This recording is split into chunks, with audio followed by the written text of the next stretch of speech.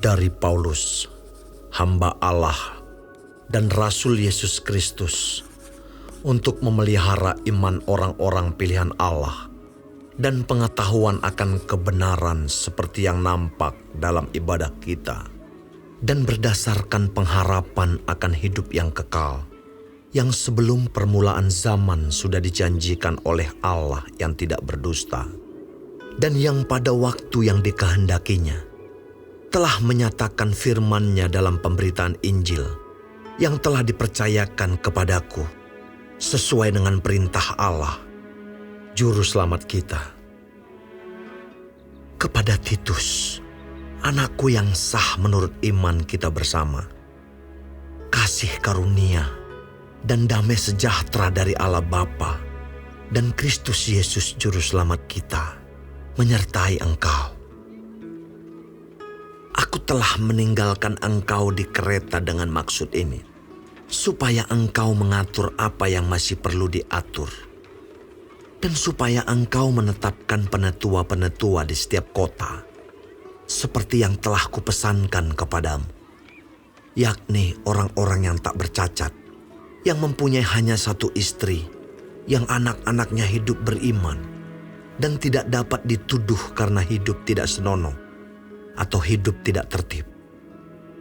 Sebab sebagai pengatur rumah Allah, seorang penilik jemaat harus tidak bercacat, tidak angkuh, bukan pemberang, bukan peminum, bukan pemarah, tidak serakah, melainkan suka memberi tumpangan, suka akan yang baik, bijaksana, adil, saleh, dapat menguasai diri, dan berpegang kepada perkataan yang benar, yang sesuai dengan ajaran yang sehat, supaya ia sanggup menasihati orang berdasarkan ajaran itu, dan sanggup meyakinkan penentang-penentangnya.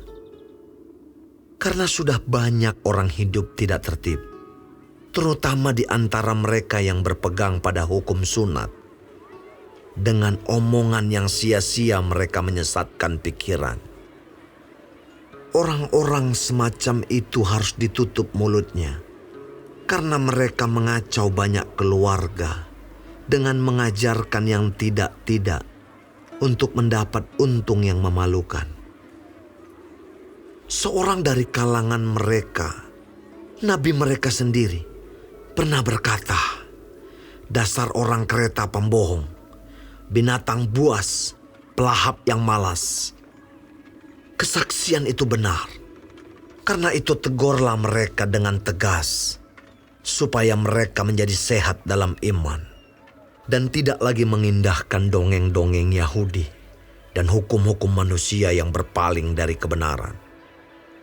Bagi orang suci semuanya suci, tetapi bagi orang najis dan bagi orang tidak beriman, suatu pun tidak ada yang suci, karena baik akal maupun suara hati mereka najis.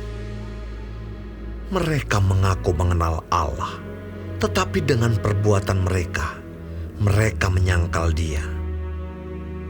Mereka keji dan durhaka, dan tidak sanggup berbuat sesuatu yang baik.